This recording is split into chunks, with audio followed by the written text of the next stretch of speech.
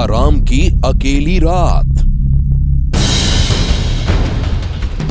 किसके भरोसे है आसाराम के करोड़ों का साम्राज्य? लेकिन जब वो जेल में थे तब उनके आश्रम कैसे चल रहे थे?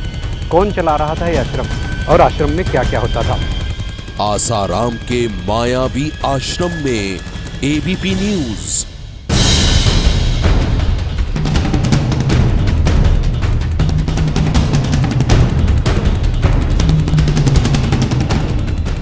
देखिए, इस आश्रम में ये एक बोर्ड लगा है, यहाँ पर लिखा है बिना अनुमति के मीडिया वालों को प्रवेश निषेध है। लेकिन हम आपको दिखाते हैं हमारी पड़ताल की कैसे आश्रम चल रहे थे और इसकी पड़ताल हम इसी आश्रम से शुरू करेंगे। कैमरे के सामने आसाराम के सीक्रेट संसार का खुलासा।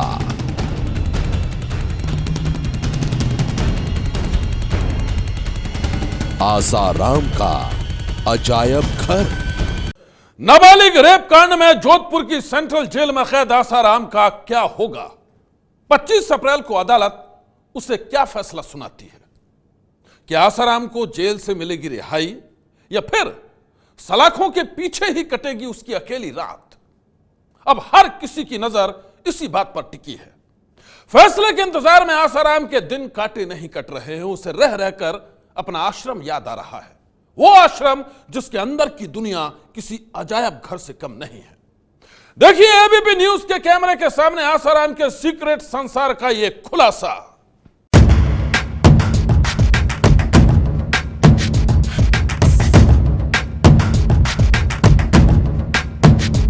आज कैमरे के सामने होगा आसाराम के सीक्रेट संसार का खुलासा।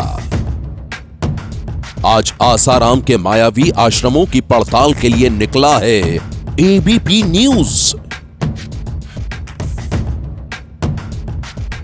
आज कैमरे की नजर से आप देखेंगे आसाराम के अलग अलग आश्रमों की एक एक तस्वीर।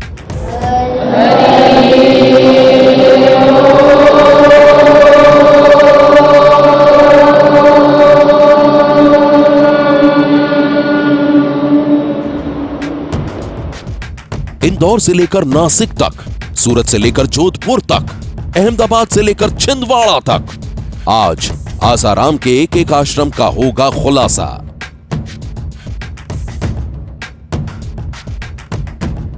वो आश्रम जिसके अंदर की दुनिया किसी अजायब घर से कम नहीं है।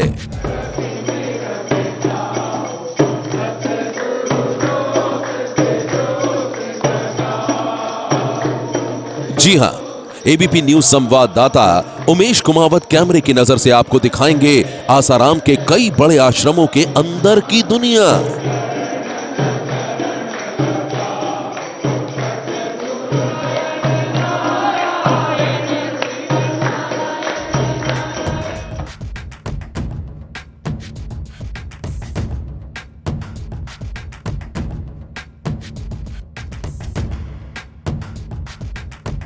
वो दुनिया जिन्हें जेल में हर पल याद करता है आसाराम।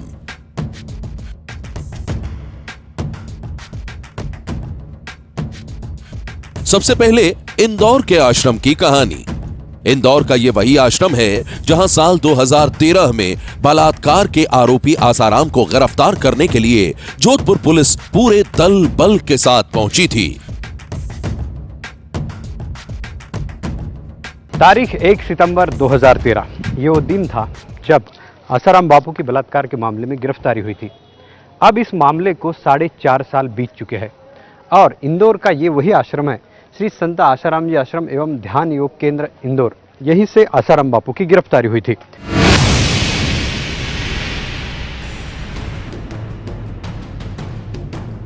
इंदौर के इस आश्रम में मीडिया की एंट्री पर बैन है। यहां कैमरा लेकर आने की अनुमति नहीं है। इसकी एक बड़ी वजह शायद यह है कि जब से आसाराम सलाखों के पीछे पहुंचा है तभी से आसाराम के कुछ भक्त मीडिया से खफा हैं। लेकिन इसके बाद भी एबीपी न्यूज संवाददाता उमेश कुमावत जहन में उमड़ घुमड़ रहे कई सवालों के साथ यहां पहुंचे। जब वो जेल में थे तब उनके आश्रम कैसे चल रहे थे? कौन चला रहा था ये आश्रम और आश्रम में क्या क्या होता था? देखिए, इस आश्रम में ये एक बोर्ड लगा है, यहाँ पर लिखा है बिना अनुमति के मीडिया वालों को प्रवेश निषेध है। लेकिन हम आपको दिखाते हैं हमारी पड़ताल की कैसे आश्रम चल रहे थे, और इसकी पड़ताल हम इसी आश्रम से शुरू करेंगे।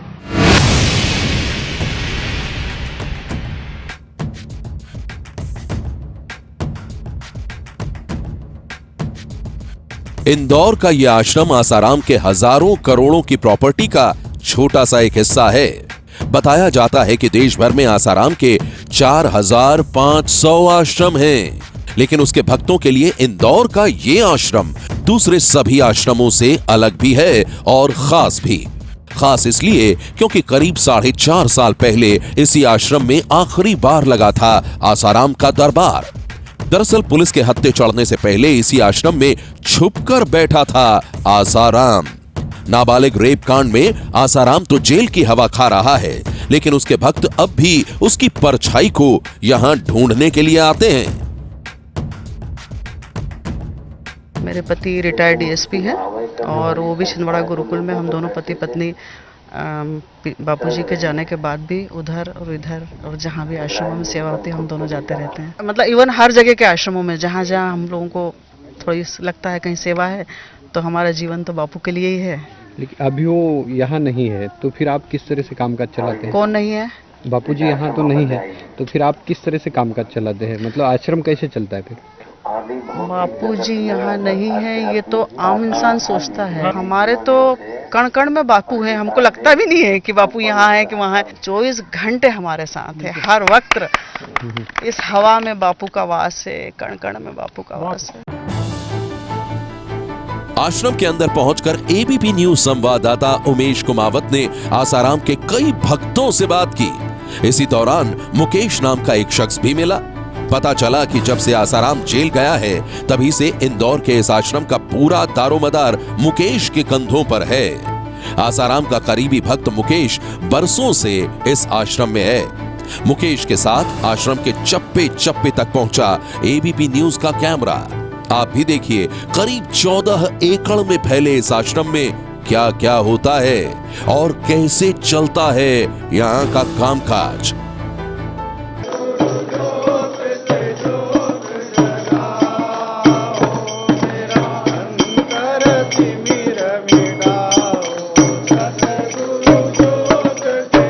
यहाँ ये भजन चल रहा है, ये है व्यास भवन।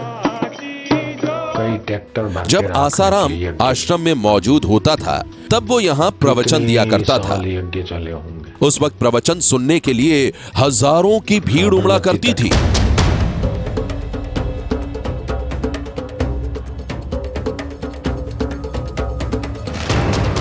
लेकिन आसाराम के जेल जाने के बाद भक्तों की तादाद भी घटती चली गई।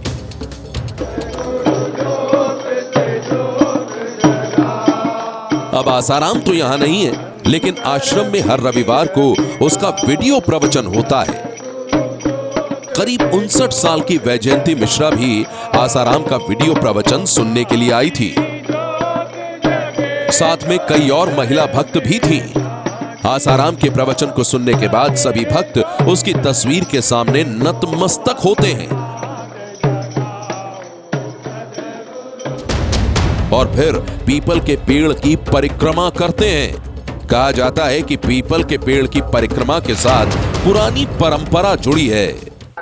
आश्रम का हृदय स्थल है ये पीपल बासा, ये मनोकामना सिद्ध पीपल बासा, इसका बोर्ड लगा हुआ है। इस बोर्ड की 7, 11, 21 परिक्रमा करने से व्यक्ति को शांति मिलती है, चिंताएं दूर होती है, शारीरिक रोग दूर होते हैं। इसके साथ 21 परिक्रमा करिए, आप देख ही रहे हैं ये सब चीज़ें।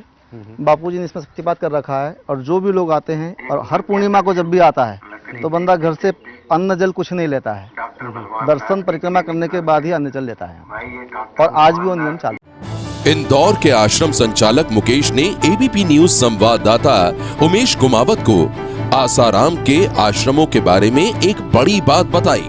मुकेश का कहना था, आसाराम के हर बड़े आश्रम में एक पीपल का पेड़, गौशाला और व्यास भवन होता है।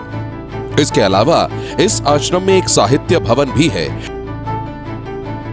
जहां आसाराम की किताबें, आयुर्वेदिक दवाइयां रखी गई हैं।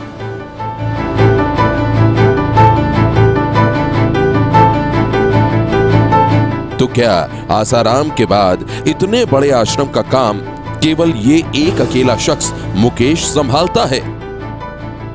मुकेश ने हमें बताया कि आसाराम के आश्रमों को चलाने के लिए हर जगह एक समिति बनाई गई है और उसके सदस्य होते हैं। जहाँ जैसे इंदौर की चल रही है वैसे ऑल इंडिया में जहाँ पर भी जितने बापूजी के जो आश्रम है वहाँ पर हर जगह सब समिति है, साधक है, लोकल लोग है, वो लोग वहाँ की व्यवस्था देखते हैं और जो समर्पित लोग जो आश्रम की व्यवस्था साफ सफाई वगैरह ये सब चीज देख लेते हैं। तो ऐसा है आसाराम का साम्राज्य, जो आसाराम के जेल जाने के बाद भी चल रहा है। लेकिन कहानी यहीं खत्म नहीं होती है। छानबीन के दौरान एबीपी न्यूज संवाददाता उमेश कुमावत को यह भी पता चला कि आसाराम के आश्रम में गुरुकुल भी जुड़ा होता है, जहां बच्चों को दी जाती है शिक्षा। ये आसाराम के गुरुकुल के बच्चे हैं जो संध्या भजन कर रहे हैं। ये गुरुकुल इंदौर के आश्रम से ही जुड़ा हुआ है, जहां केजी से लेकर 12वीं तक फिलहाल 300 बच्चे पढ़ते हैं, जिनके लिए हॉस्टल भी है। क्योंकि यहाँ पर पूरे बापूजी के सिद्धांतों का पालन किया जाता है, तो सुबह 5 बजे बच्चा उठ ही जाता है और सुबह 6 बजे से 7 बजे तक वो संध्या में बैठ ही जाता है। और संध्या में वो सूर्य नमस्कार, प्राणायाम, माला लेकर के जप, छोटे छोटे बच्चे, बड़ा अच्छा लगता है जब वो माला पर भगवान के नाम का जप करते हैं, रोज सत्संग सुनते हैं, भजन कीर्तन, इन सारी चीज़ों के थ्रू बच्चे की आध्यात्मिक शक्ति को जागृत करना, अपने संस्कृति से जोड़े रखना, ये सारी प्रक्रियाएं होती है। देखा आपने कैसा है आसाराम के इंदौर के आश्रम के अंदर का नजारा। और अब हम आपको लेकर चलते हैं नासिक, जहां आसाराम का एक और बड़ा आश्रम है।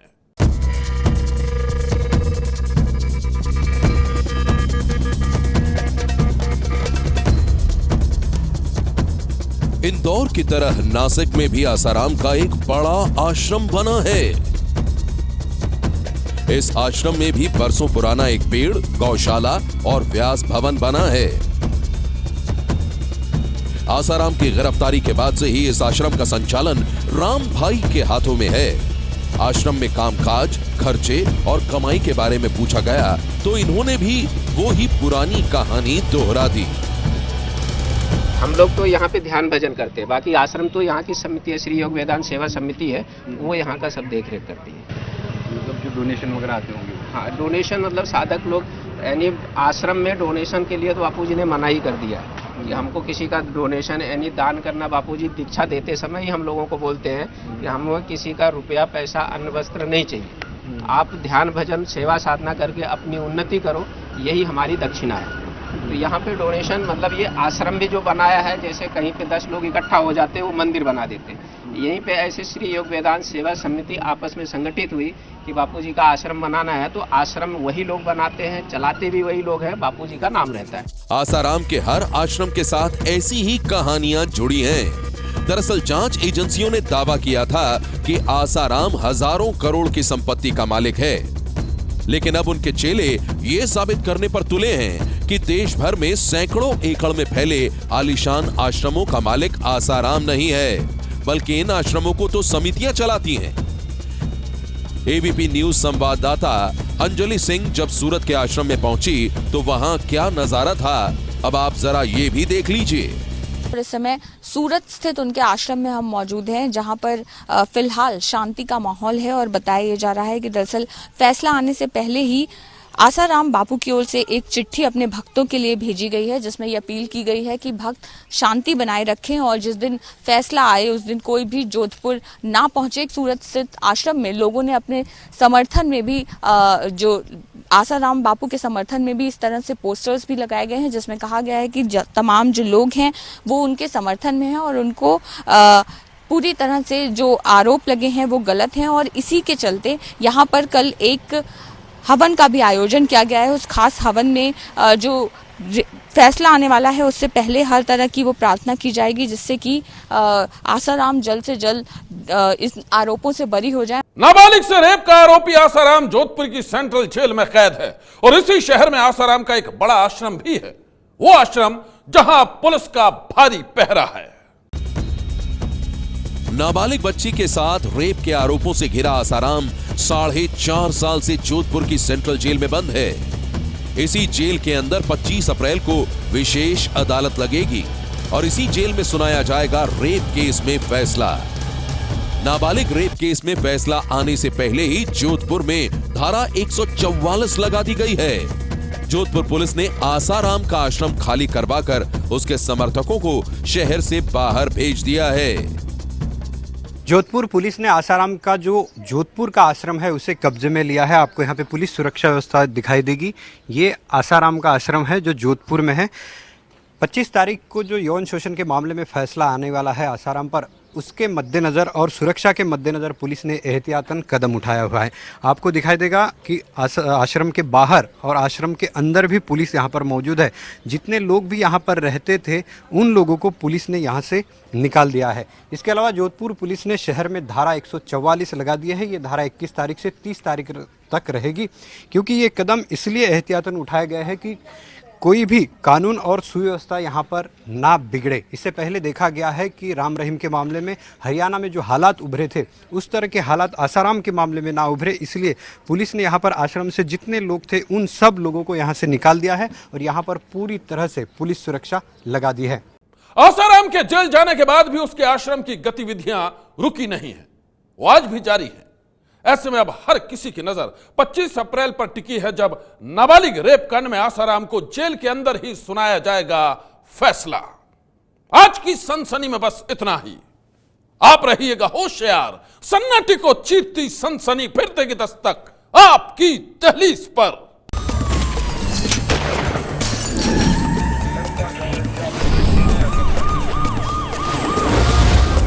सनसनी ये है एबीपी न्यूज, आपको रखे आगे।